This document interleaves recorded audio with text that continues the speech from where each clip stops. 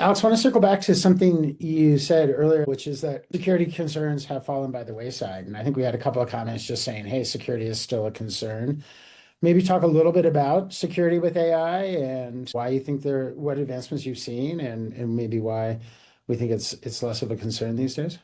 I think security is always a concern, and it needs to be with building tools where Claude is going to stand up some infrastructure using a whole bunch of libraries that it uses that has a vulnerability that got injected, whether the provider of that library knows it or not.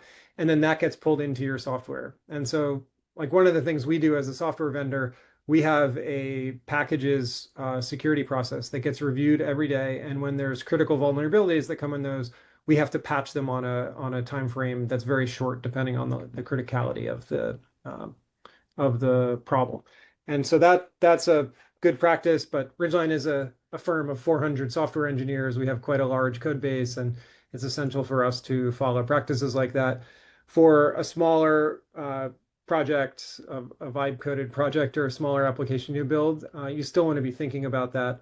And hopefully your IT teams have some kind of practice for you where they're monitoring your laptops or they're doing some kind of check into security.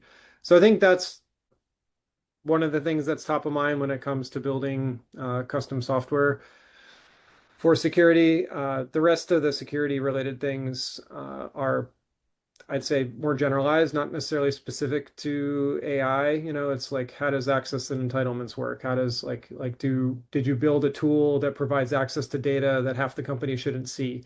And like, how do they get access to that?